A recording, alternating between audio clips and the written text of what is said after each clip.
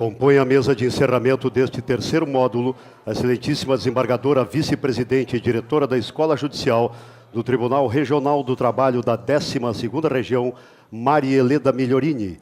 E o excelentíssimo juiz vice-diretor da Escola Judicial, José Lúcio Munhoz, como presidentes de mesa. E para tratar do tema Justiça do Trabalho vista pela mídia, o jornalista Heródoto de Souza Barbeiro, que eu tenho a honra de convidá-lo.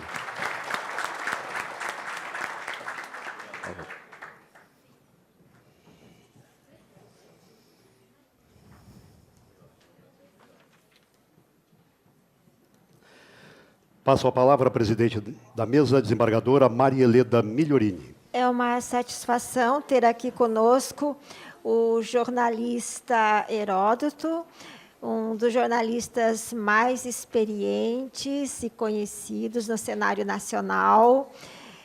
Já passou por diversas mídias e telecomunicação e atualmente apresenta o jornal da Band News, da Record News.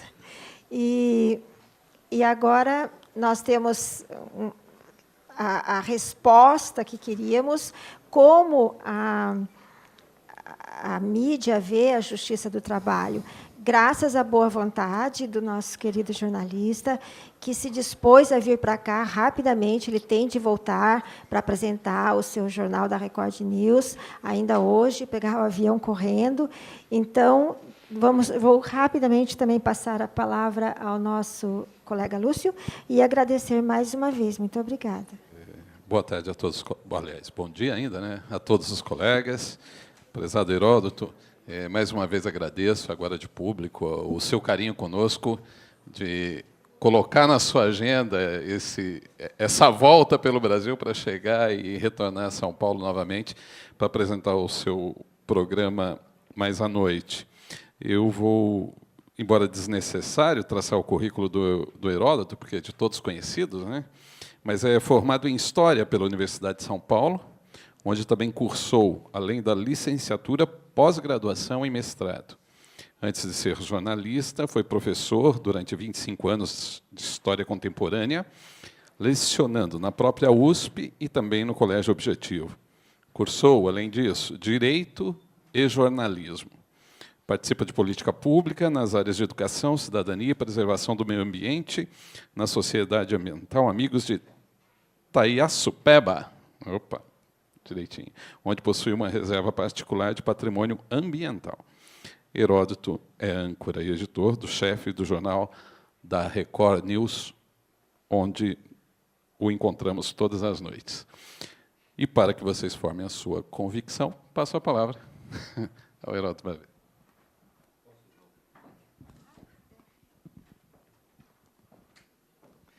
Olá, muito bom dia. Muito obrigado pela gentileza do convite. Para mim é uma honra estar aqui, obviamente. Quero agradecer ao convite feito pelo Dr. Munhoz e dizer que também está aqui a minha amiga, hoje minha amiga, a doutora Fátima Zanetti, a quem tenho a honra de privar da amizade dela. Bom, geralmente, quando a gente fala de relacionamento entre mídia e um determinado setor da sociedade, pode ser o Poder Judiciário, pode ser o Justiça do Trabalho, muitas vezes essa relação nem sempre é uma relação muito pacífica, né? Às vezes ela é uma relação um pouco conflituosa. Eu acho talvez que é porque nós, jornalistas, somos um pouco ignorantes do que diz respeito ao trabalho, da importância que tem o Poder Judiciário e também a Justiça do Trabalho. Eu vejo que a gente tem uma série de deficiências, né? A gente não consegue entender muito bem como é que as coisas funcionam, e às vezes a gente publica primeiro e depois a gente vai pesquisar para ver se aquilo que a gente publicou está correto ou não. E, obviamente, quando você publica alguma coisa para depois conferir, você acaba pisando no primeiro degrau do Código de Ética dos Jornalistas, que é o seguinte: a gente só pode publicar aquilo que realmente aconteceu. E, no entanto, você vê que tem uma quantidade de coisas que a gente publica e que não aconteceu. E mais, a gente mata pessoas e a pessoa continua viva. Eu acho que é um caso inédito de todo mundo. A gente já ter matado o cidadão e o cidadão está vivo e por aí afora. Então, eu acho que há alguns desses conflitos. Mas eu queria dizer também o seguinte, que também há um conflito de outra parte. Outra parte é o seguinte, eu sou um jornalista muito velho. Eu me lembro de uma época, por exemplo, que foi uma coisa muito importante para mim, fazer a primeira entrevista com o desembargador do Tribunal de Justiça de São Paulo. Porque nenhum desembargador falava, nenhum juiz falava. Não havia nenhum contato entre a mídia e o jornalista. Zero, absolutamente zero. O que é curioso é que essa refração, né, o fato de ser refratário a falar com jornalistas, não era só do Poder Judiciário. Havia outras profissões também que não falavam. Raramente, por exemplo, você pegava um médico na época para falar. Por que razão? Porque eu não posso falar sobre um paciente, né, eu tenho uma cláusula de confidencialidade com ele, não posso falar da doença dele, ainda que possa ser uma pessoa famosa e por aí afora. Mas eu acho que tanto nós, jornalistas, como vocês aqui no caso, representando fontes na área do direito do trabalho, a gente foi aprendendo com o tempo o seguinte, bom, olha, eu estou aqui a serviço da sociedade e vocês também. Não é? Vocês estão distribuindo justiça e nós estamos divulgando aquilo que a sociedade precisa saber. Então, aos poucos, nós vamos entendendo o seguinte, olha, eu não quero saber a respeito do seu paciente, eu quero saber, em tese, o que é uma superbactéria. Então, eu não vou discutir o caso de um paciente que está internado no seu hospital, aos seus cuidados, com esse problema da superbactéria. Não, eu quero saber o seguinte, em tese, o que é uma superbactéria? Então, se eu conseguir uma fonte, as pessoas que falam com jornalistas são chamadas de fontes. Então, se eu conseguir uma fonte que me explique aquilo, explique a mim não, a mim e a uma parte da sociedade, obviamente eu acho que a gente está dando uma contribuição. E acho que, de certa forma, isso também se estendeu para o lado do Poder Judiciário. Ou seja, olha, eu não quero que o senhor fale a respeito de um processo que o senhor vai julgar, obviamente, mas, em tese, não é, que tipo de conflito acontece em tal situação? E eu acho que, quando a gente fala em tese, é possível falar a respeito de medicina, a respeito de direito do trabalho e por aí afora. Mas o fato é o seguinte, o fato é que essa convivência é uma convivência relativamente recente, muito recente. Por que razão? Porque no nosso país, de uma maneira geral, se a gente olhar um pouco para a nossa história, nunca foi assim muito eficiente, não é? A gente prestar contas para o público, para o cidadão, para aquele cara que paga o imposto e paga o salário de todos nós, que é o chamado contribuinte. Eu, toda noite, mostro lá no jornal, toda noite, o impostômetro da Associação Comercial de São Paulo. E ele é um cálculo matemático, ele vai mudando toda noite. Ontem estava em 1.570 e tantos bilhões de reais. Aí eu mostro e digo, olha, está vendo isso aqui, ó? Está vendo de toda essa conta que a gente está falando? Essa grana sai daqui, ó. Isso aqui é o dinheiro de imposto pago para o Estado.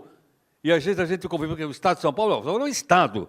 Pode ser o poder federal, o poder estadual, o poder municipal. A soma de tudo isso é 1 trilhão e cacetada, e, no entanto, as contas públicas este ano vão fechar com um déficit de 159 bi. Então, olha esse número enorme aqui, vai faltar 159 bi, mais o juro da dívida interna que nós não vamos pagar. Quanto é? 350 bi. Então, somando os dois, dá 500 bilhões. Vai dar um déficit de 500 bilhões. Então, você está vendo, com tudo que você pagou de imposto, vai faltar 500 bi. Isso, sem pagar a parcela da dívida interna pública. Aí o cidadão começa, espera um pouquinho. Aí a gente entra lá no site do Congresso Nacional, e nós entramos também toda noite, é um bordão nosso, dá uma olhadinha aí para ver quem é que está viajando por nossas custas. A gente entra no site do Supremo Tribunal Federal. E ali está o ministro fulano de tal, há 10 dias em Paris para um encontro que durou 2 dias. E a gente dá o nome dele e dá quanto ele gastou para ir lá. Eu não estou dizendo que ele merece ou não, é provável que até que ele precisa ir mesmo. Não é? Era um encontro a respeito da influência dos raios lunares na cultura do amendoim. Então o homem tem que ir, pô. Agora, se toda noite, não só o ministro, a gente coloca para deputado e para senador também. Porque eu acho que o mínimo que o cidadão tem que saber, o mínimo, é isso. Ele tem direito de saber. No passado, não tinha direito de saber. No passado, ele não sabia. Não, por culpa, inclusive, nossa, da mídia, dos jornalistas, que não publicavam. Eu estava até conversando com meu colega, agora há pouco, é o seguinte, um tempo atrás, as nossas reportagens iam até a porta do fórum e parava na porta do fórum, ponto. Nós éramos bons na delegacia de polícia, nós éramos bons na porta do lado de fora do fórum, nós éramos bons na manifestação da greve, do sindicato, mas a gente não entrava no fórum. Há pouco tempo, a mídia entrou no fórum.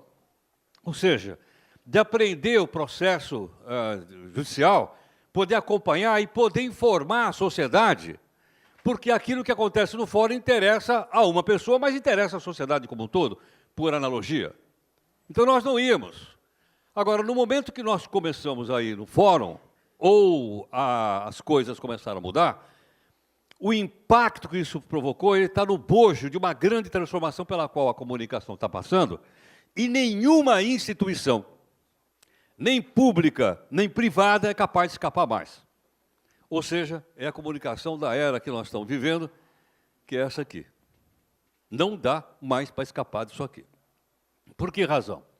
Porque, obviamente, se antes eu dependia de poucos instrumentos para poder divulgar alguma coisa, hoje, qualquer cidadão, qualquer pessoa que tem um aparelhinho desse ou parecido com esse na mão, ele deixou de ser pura e simplesmente um receptor de notícia e ele passou a ser um emissor de notícia.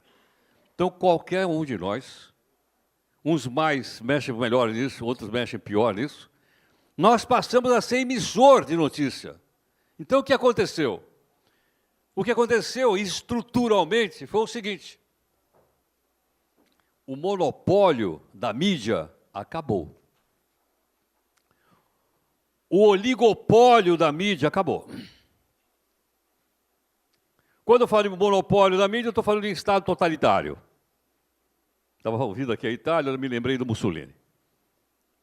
Ou aqui mesmo, no Brasil. Mas aqui nós tínhamos o quê? Um oligopólio de mídia.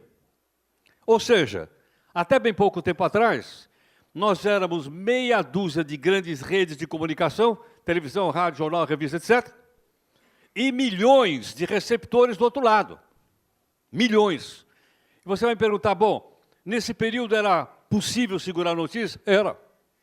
Era, claro que era. Havia a censura do Estado, até pouco tempo atrás, a censura do anunciante, a censura do veículo e a autocensura. Pô, se eu falar isso eu vou perder meu emprego. Então você segurava. Com o advento desse gadget, esse paradigma foi para o brejo. Por que razão?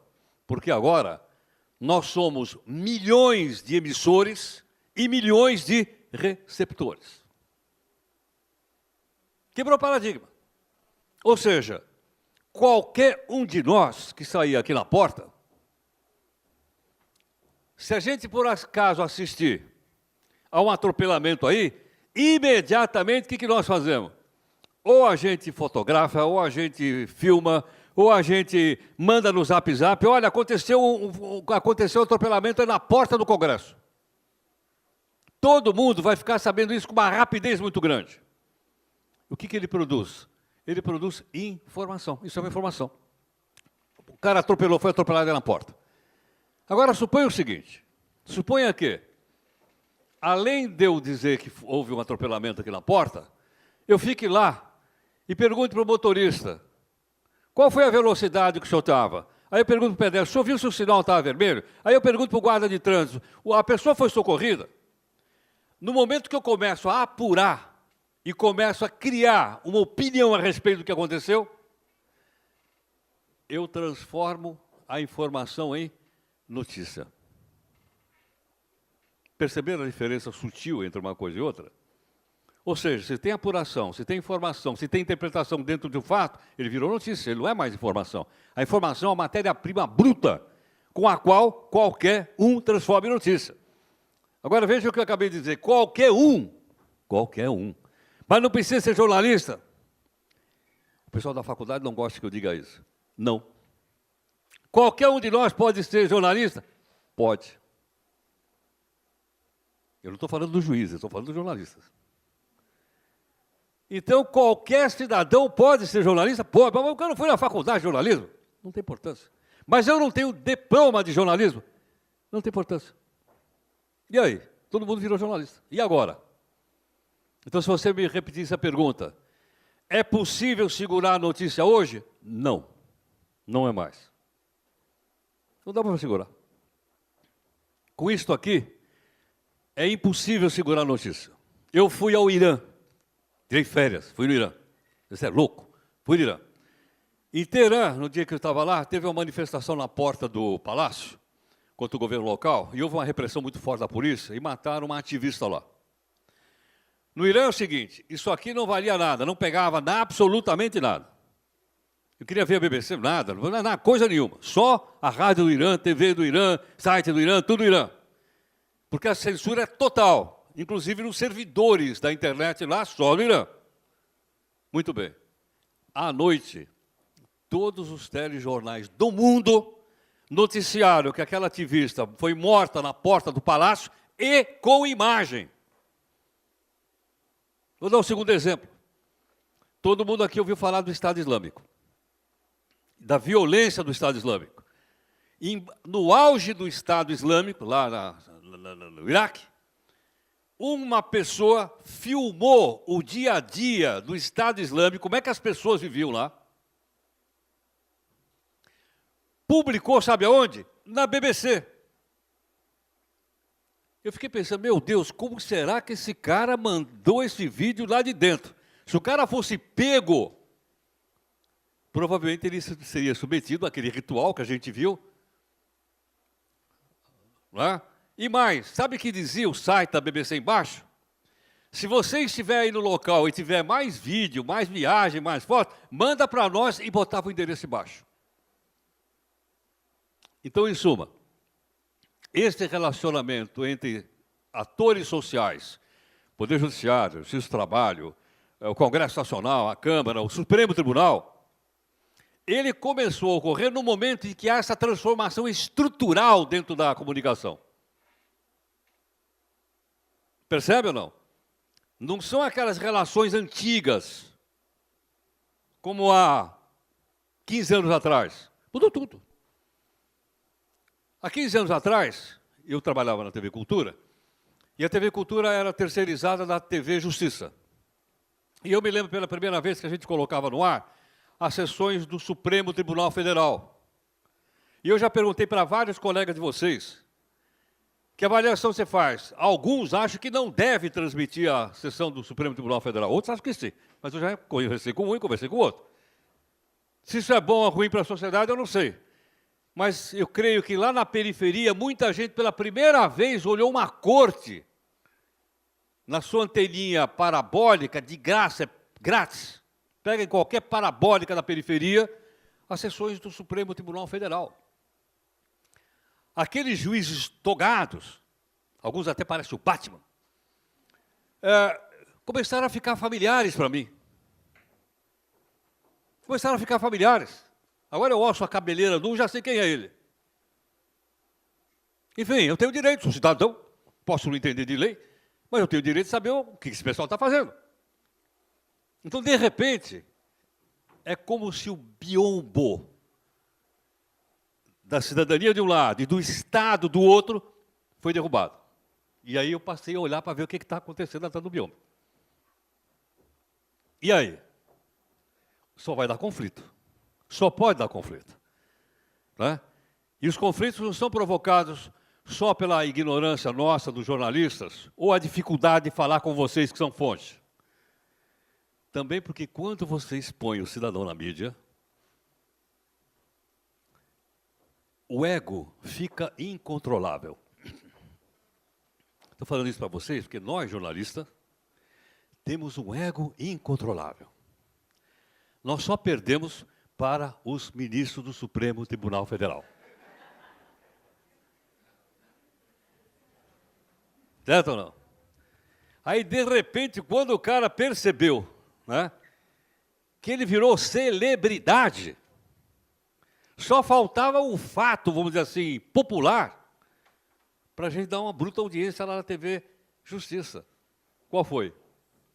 O Mensalão. Certo? De repente, eu que tinha de graça na minha parabólica, que tem no país inteiro, sei lá, 6 milhões, além da TV a cabo, tudo mais, para ter acesso à TV Justiça, de repente, deu audiência.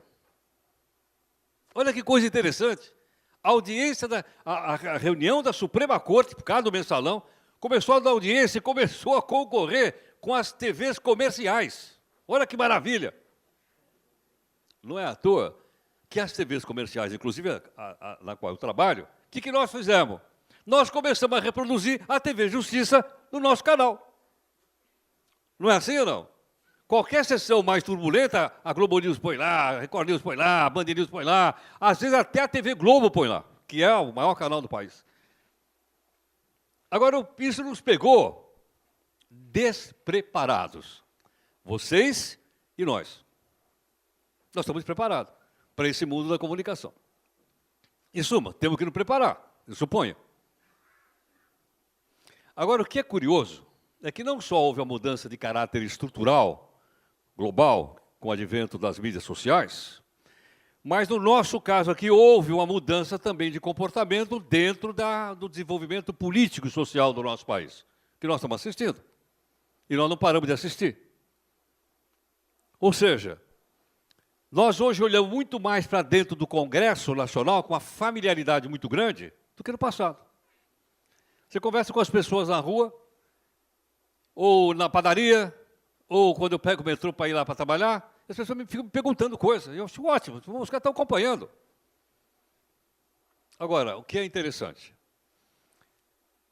é que o poder público no Brasil não entendeu ainda uma questão que as empresas privadas já entenderam lá atrás, ainda no século passado. O que eu vou dizer para vocês, eu já falei no Exército, eu já fui várias vezes dar palestra lá, já falei na Polícia Militar de São Paulo, e para minha surpresa, eu fui convidado pelo Tribunal Regional do Trabalho de São Paulo para dar um treinamento lá. Uma surpresa, nunca imaginei que eu pudesse. E eles fizeram um treinamento lá. O que aconteceu? Na segunda metade do século passado, mais ou menos 1970, as grandes marcas do mundo começaram a passar por um fenômeno econômico chamado globalização. É um fenômeno que não tem volta. Quando o fenômeno histórico começa em uma decisão, não tem volta. Mas o Trump está falando. O Trump pode falar o que ele quiser. Né? Mas o fenômeno não tem volta. O fenômeno da globalização. Então, as marcas se globalizaram. Ou seja, em qualquer lugar do mundo que eu for, se eu olho aquela marca, ela me é mais ou menos familiar. Eu fui no Butão. Fui visitar um templo no interior do Butão. Aí cheguei lá, fiquei o dia inteiro vendo o templo budista, eu sou dessa religião, fui lá, ficar vendo o templo. E depois, no final da tarde, eu pensei assim, deixa eu olhar aqui, tinha umas taperas, parecia, deixa eu ver a lojinha de conveniência lá. Fui olhar e vi escrito lá, Coca-Cola, lá no Himalaia. Falei, Cacilda, é a Coca-Cola. Para mim, absolutamente familiar. Totalmente familiar. Certa vez eu fui no Palácio de Verão em Pequim. Passei o dia inteiro lá. Era daqueles turistas que acham que pode ir de ônibus num país desse. Eu fui de ônibus. Passei o dia inteiro lá. Me perdi no Palácio de Verão. Quando chegou de tarde, estava escurecendo, eu não falava chinês, os caras não falavam inglês. Eu não sabia se Beijing era para cá ou se era para lá. Eu já estava escurecendo, já estava numa situação bem preocupada. Subi numa colina, já escuro, e olhei lá embaixo, tinha uma avenida. Quando eu olho a avenida lá embaixo, tinha um enorme M vermelho num fundo amarelo. Era o McDonald's. Falei, estou salvo. Aquela marca, o que era absolutamente familiar para mim. Eu fui logo em direção ao McDonald's. Falei, pelo menos eu vou lá comer um hambúrguerzinho de cachorro, mas vou direto lá no McDonald's. Lá deve ter gente que fala inglês, e tinha. Mas o que eu quero dizer? Eu quero dizer o seguinte, com a globalização das marcas, elas criaram essa marca, e mais, elas criaram no inconsciente das pessoas a sua definição de caráter, intangível. Ou seja, as marcas, elas deixaram de ser apenas um símbolo, um logotipo. Elas são identificadas por um conceito. E esse conceito, McDonald's, foi colocado na minha cabeça pelo marketing, que é maravilhoso, pela publicidade, que é maravilhosa, mas também foi colocado no meu inconsciente através das mídias onde trafega especialmente o jornalismo. Porque se sai uma reportagem dizendo que encontraram uma unha de gato no hambúrguer do McDonald's, eu vou derrubar as vendas dele. Mas pior do que derrubar a venda dele, nós batemos na marca. A marca é um capital intangível dessas empresas. E se vocês pegarem o ranking do Interbrand, só entrar na internet, vocês vão ver lá as 100 marcas, todo ano muda, as 100 marcas mais valiosas do mundo. Eu tive contato com esse pessoal já há algum tempo. Quando a primeira vez eu encontrei um cara do Interbrand, aqui no Brasil, fiz uma reportagem para ele, ele me mostrou aquele mapa bonito e tal, aqui estão as 100 marcas mais valiosas do mundo. Eu olhei lá, na época, a primeira marca mais valiosa era a Coca-Cola. Aí ele falou para mim assim, eu perguntei, por que a Coca-Cola está em primeiro lugar aí? Ele disse, porque a marca Coca-Cola, está aqui, olha, ela vale 68 bilhões de dólares. 68 bi. Aí eu disse a ele, se eu tiver 68 bi, eu compro a Coca-Cola? O cara falou, não. Se você tiver 68 bilhões de dólares, você compra a marca Coca-Cola. Se você quiser comprar as fábricas, as garrafas, as latinhas, os caminhãozinhos, você vai ter que bater não sei quantos bilhões de dólares. Eu falei, espera um pouco. Você está me dizendo que uma marca que é intangível, eu não consigo pegar, ela é abstrata, vale 68 bi? O cara falou, exatamente. Então, o que é que nós jornalistas aprendemos? Opa, nós temos que bater na marca. Se eu bater na marca, por exemplo, lá entre a SEI, tem lá a Nike. Suponha que a gente fizesse uma reportagem dizendo que a Nike usa mão de obra infantil para fazer os tênis. Que impacto você acha que isso vai ter na marca? Cada vez que eu olhar a Nike, e isso é um fato real, você sabe, cada vez que eu vejo a Nike, eu penso, não é esses caras lá que usavam trabalho infantil? Ou seja, eu bato no capital intangível da marca. Hoje, se vocês olharem, pode olhar, entrar aí na internet, a Coca-Cola está em terceiro lugar. Ela vale 72 bilhões, 72 e está em terceiro. Quem está em primeiro? O nosso querido Google. Olha que coisa curiosa. O Google é a marca mais valiosa do mundo, com mais de 100 bilhões de dólares. O que é que o Google vende? Fumaça. Não sei se ela me entende. O Google vende fumaça. O Google é abstrato, vende coisas abstratas, mas eu não posso passar sem o querido Google. Ninguém trabalha mais em nenhuma redação, nem nós, se o doutor Google não estiver sentado do meu lado. De novo a comunicação criando problema. Ontem eu estive num congresso em São Paulo, de câncer, e eu fui lá mediar uma mesa sobre câncer de mama. E estavam os médicos e tudo mais, todos eles falaram. Aí eu fiz a seguinte pergunta. Doutora, no passado, recente, quando a gente fazia um exame, chegava um envelope lacrado na minha casa, e estava dizendo assim, para o doutor fulano e tal, e eu não abri envelope. Eu pegava aquele envelope com o exame e levava no doutor, na médica ou no médico, e dizia, vê aí qual foi o resultado da biópsia. Tremendo, lógico. Hoje eu faço o exame, o que acontece? O laboratório diz para mim, amanhã eu só pode ver na internet. E eu vejo na internet. O que você entende de medicina? Nada, mas eu olho na internet.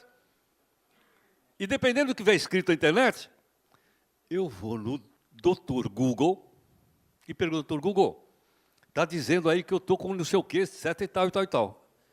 E ele me mostra. Aí, quando eu for amanhã lá no consultório, eu chego para ela e falo, doutora, eu tenho tal doença, isso acontece assim, o melhor remédio é esse, assina aqui a receita que eu vou embora. Ou seja, o doutor Google está mexendo com a vida dos médicos. Estão bravos, brabíssimos. O que é que eles fizeram? Ou o que estão fazendo? Assim como as grandes empresas privadas criaram as suas marcas globais, eu fui em Katmandu. Cheguei lá no aeroporto, parecia uma estação rodoviária. Eu estava com uma fome desgramada, não sabia o que comer.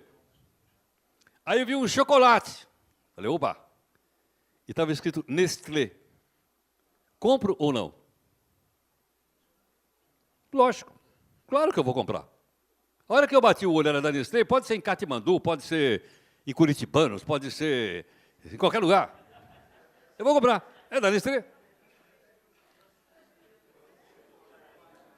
Nada contra Curitibanos, vê lá, estou fazendo comparação, é brincadeira isso aqui, é brincadeira, é brincadeira. É brincadeira. Tá certo? Então, o que eu quero dizer é o seguinte. Então, a comunicação, como vocês percebem, o que ela faz? Ela atinge todos os setores da sociedade simultaneamente. Pô. Então, por que não atinge o setor público? Tem que atingir o setor público.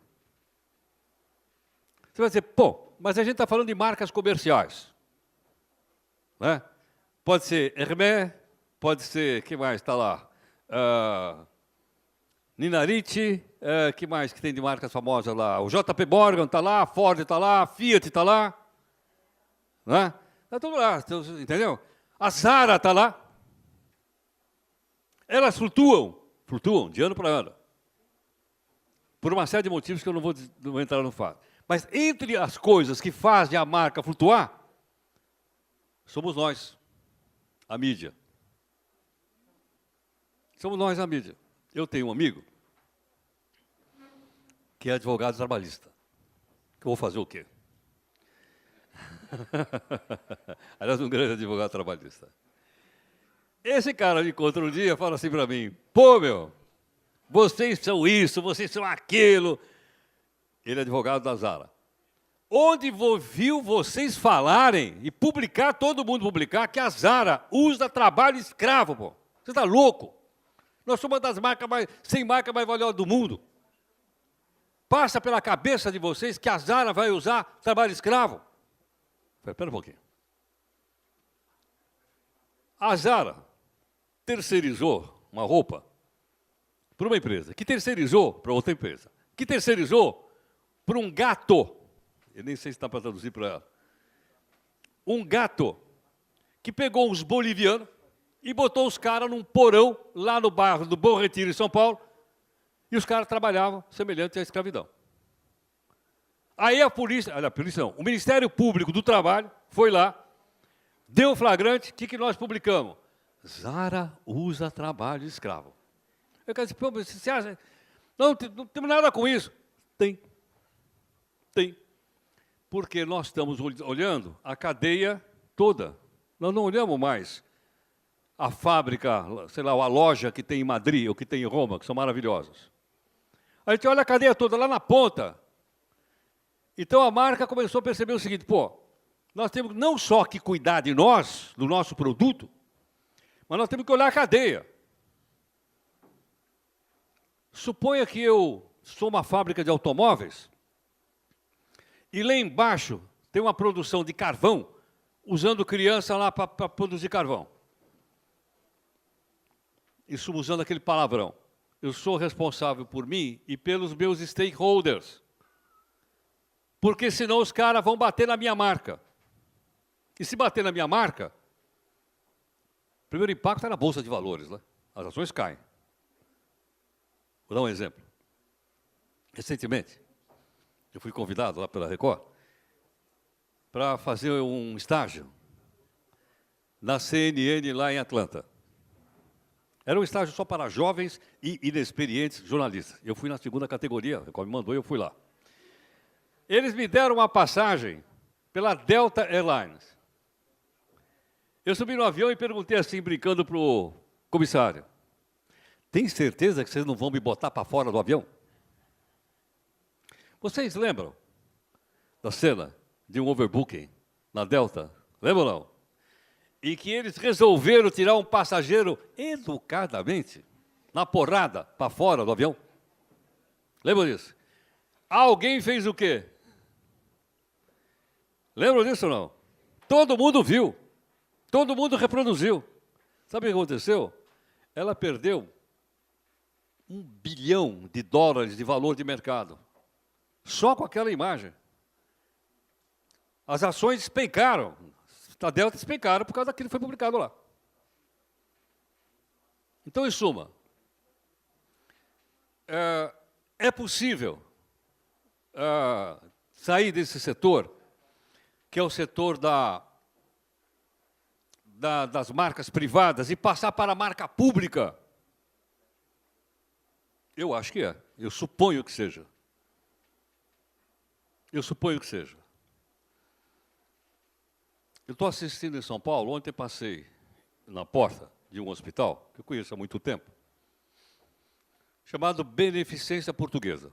Era um hospital beneficente, da família do Dr. Antônio Emílio, do Votorantim, etc. Eu passei e falei para minha mulher assim, olha, eles arrumaram muito lá e puseram um logotipo lá em cima. Muito bonito. Eu falei para ela, olha lá, tem um logotipo agora. O que é que o hospital está... E tenho ouvido as publicidades. O que eles estão tentando fazer? Eles estão tentando construir uma marca para o hospital. Mas o hospital precisa de marca? Não sei. Por exemplo, eu dei alguns palpites na seguinte situação.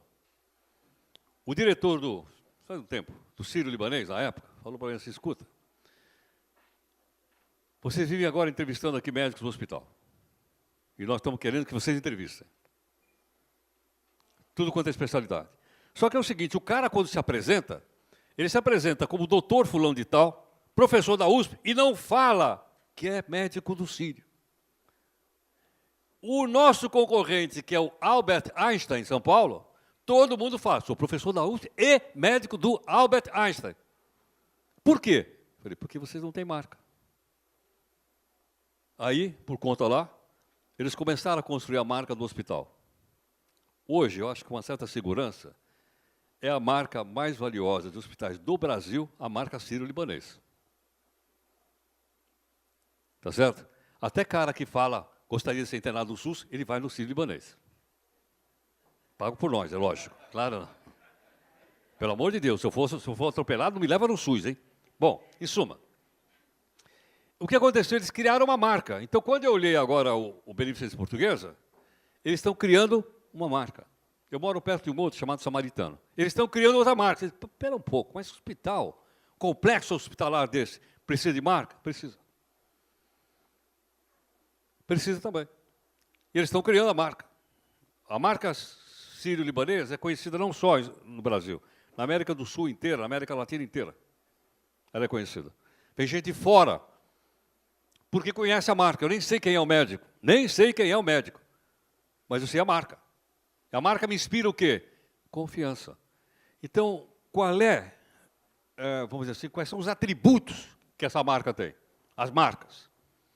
Credibilidade, admirabilidade e reputação. Reputação. Sempre foi assim? Não. Não. Eu mesmo, no começo da minha carreira, muitas vezes se batia na porta lá do frigorífico, não era o JBS, frigorífico, estão fazendo uma matéria aí, a gente achou uma porção de produto vencido. Os caras diziam, fala o que você quiser, publica o que você quiser, porque nós não vamos responder, tchau. Porque a notícia não durava 24 horas. E agora? E agora? Hoje eu estava vindo para cá e ouvi uma notícia na Grã-Bretanha que eles estavam mudando o prazo de validade de frango. Na Grã-Bretanha. Eu estava ouvindo aqui no aeroporto. Quer dizer, um fato tão distante, aparentemente, de mim, e tão próximo. Eu não vou comprar o frango lá na Grã-Bretanha, mas vou ficar de olho nos frangos aqui de Santa Catarina para ver se os frangos estão direitinho dentro da parte de validade. Então, você veja o seguinte, você veja que, nesse contexto, qual foi a decisão, então, global? Falamos com esses caras, cujo representante aqui sou eu, ou não falamos? Eu peguei a fase do não falamos. Mas eu assisti agora a uma nova fase, que é o seguinte: ou nós falamos, ou nós falamos. Não tem mais alternativa. Por quê? Porque, se você não falar, eu vou publicar a minha versão. Se você não falar, eu vou publicar aquilo que eu apurei. E se você não quiser falar, eu vou botar um pé de página, que pode ser no jornal, na revista, no site, na rádio, na TV, sendo o seguinte: procurado fulano de tal, não quis falar. Ponto. E vamos em frente. E vamos deixar para ver o impacto qual vai ser.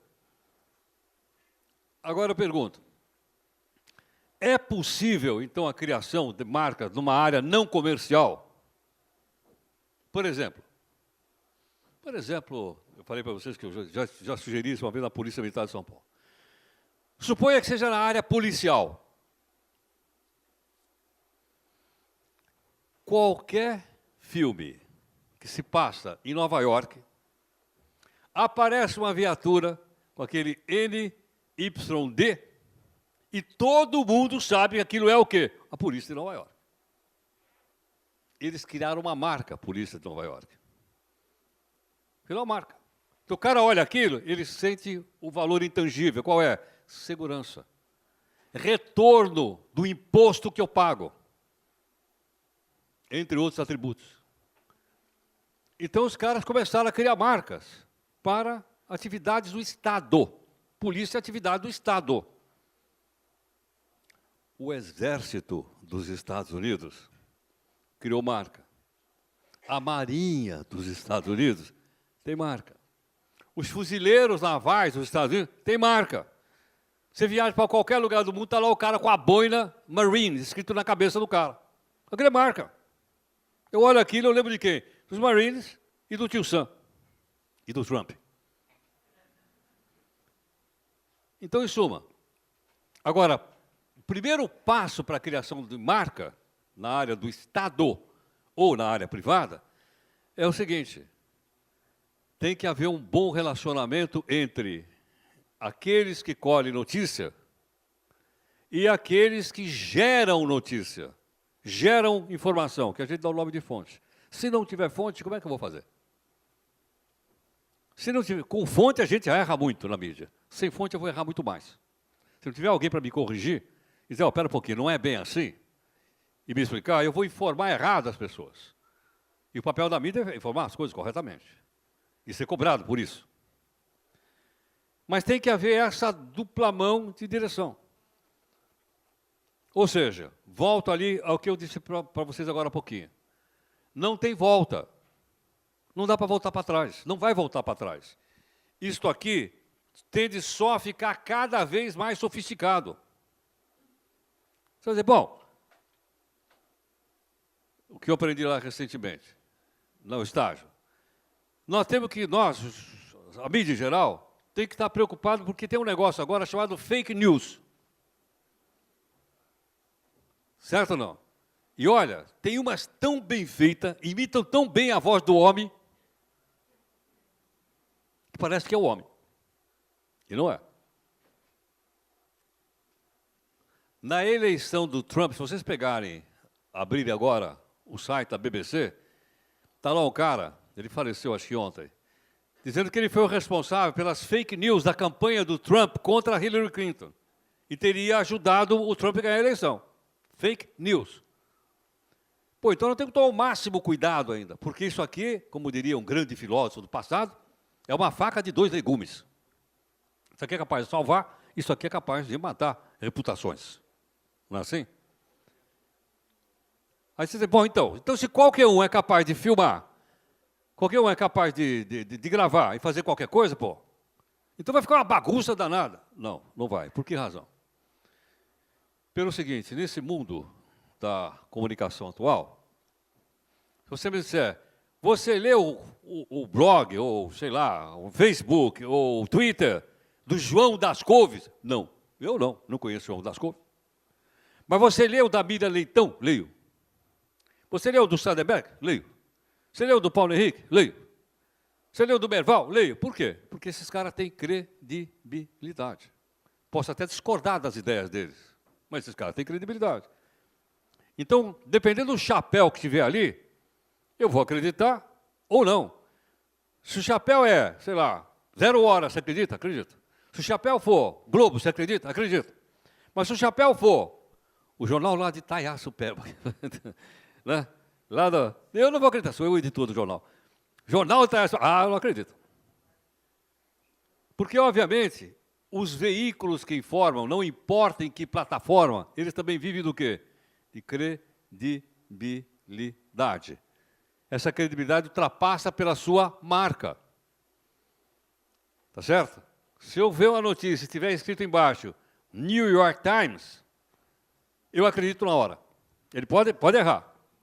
Mas eu tenho certeza, tenho segurança, sim. Se ele errar, ele vai vir ao público e dizer, olha, eu errei ontem. Como já aconteceu várias vezes. Ou há outros veículos internacionais. Então, quer dizer, dentro dessa situação, ficou um pouco mais complexo o relacionamento entre a mídia e uma atividade do Estado, como a de vocês, no caso. Não é? No nosso caso aqui, agravado por circunstâncias históricas, que eu nem queria entrar nesse aspecto. Agravado. Eu estava vendo a doutora italiana falar, me lembrei de onde veio a nossa legislação trabalhista. Da Carta del Lavoro, de Il Duce. Vem daí. Então, quer dizer, nós temos ainda a circunstância histórica. É ou não é? Já é mais complicado. Quer dizer, bom, mas vocês ficam falando no salário. Eu nem queria tocar nesse ponto, eles que mandaram falar no salário.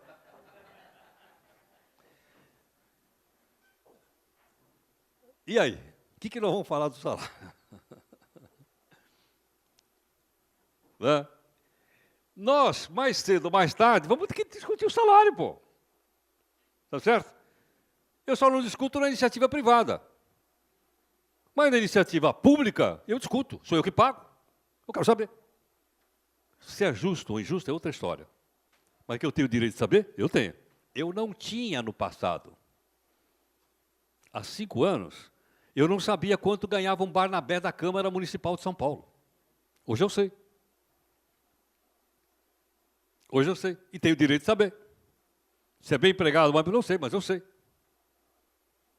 Então, isso criou algum conflito? Lógico, claro.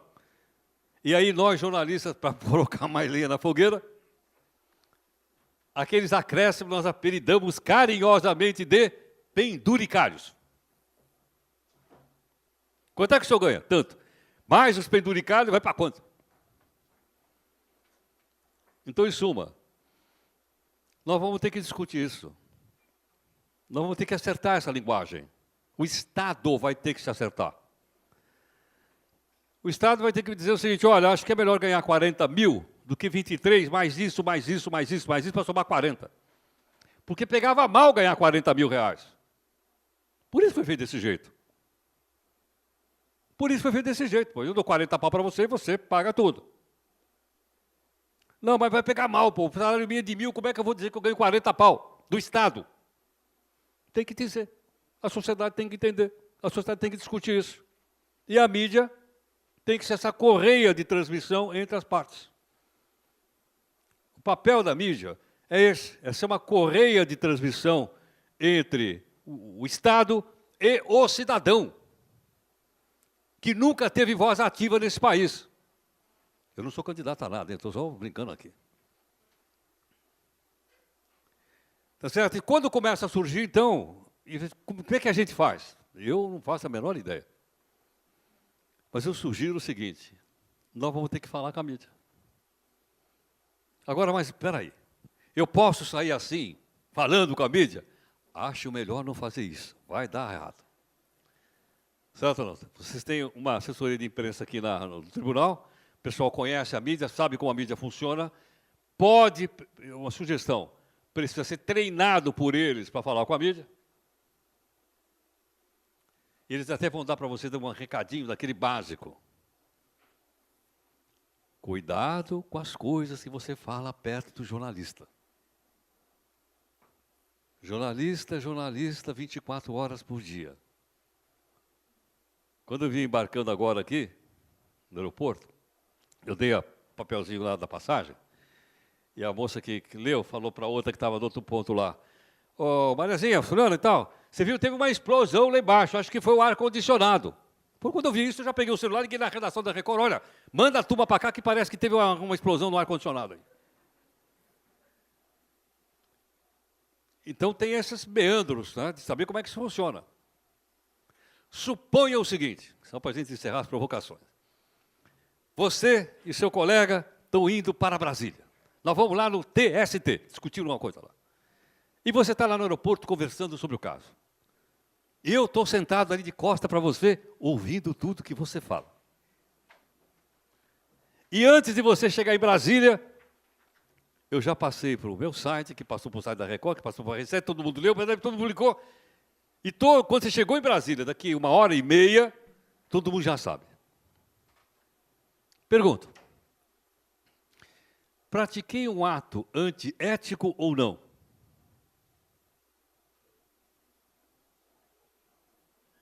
E aí? Sim ou não? Como é que vocês se sentiriam se fosse com vocês? O que é que diz aí o código da OAB? Bom, o código da OAB. E aí? O código de ética dos jornalistas é muito diferente dos advogados. Ele é um código deontológico. Ele não tem pena. Ele tem caput, mas não tem pena. Ninguém pode ser punido por ser um jornalista antiético, a não ser que ele tenha praticado um crime, obviamente. Não há nenhuma restrição ética de eu publicar sua conversa. Zero. Mas espera um pouco.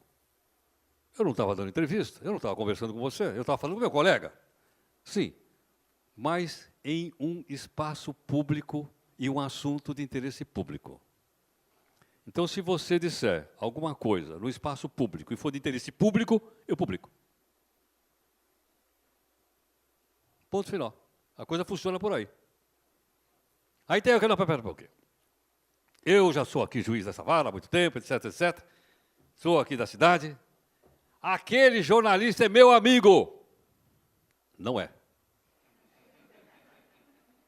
Avisa aos navegantes. Jornalista não tem amigo.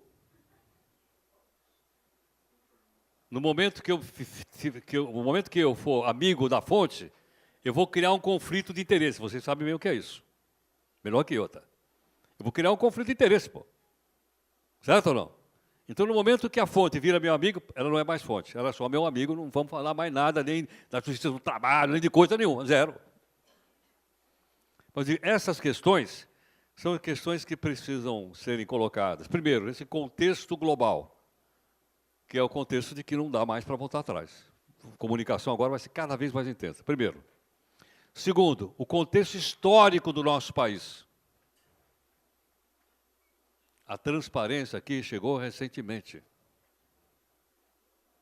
Terceiro, há todo um mecanismo operacional disso, ao nosso Código de Processo Jornalístico, se é que ele existe, que é o pessoal aqui da assessoria de imprensa que conhece bem e é capaz de capacitá-los para isso. Para que eu possa falar com a sociedade, para que eu possa falar com o cidadão, para que eu possa, em tese, até discutir alguns assuntos.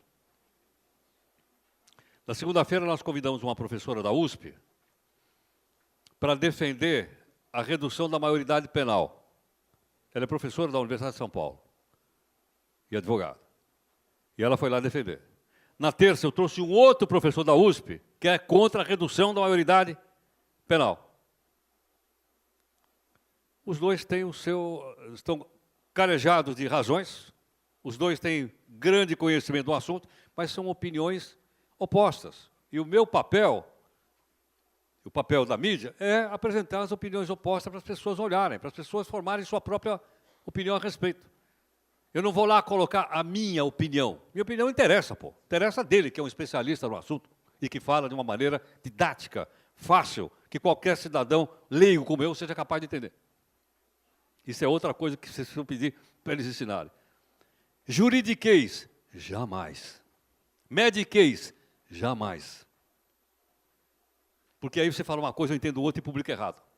Eu já não entendo bem esse troço. A gente fala numa linguagem técnica, eu vou errar mais ainda. Então, diante desses 3 patamares, o global, o histórico e o operacional, eu deixo o encargo aqui com o pessoal da comunicação social. Muito obrigado pelo convite. Até mais.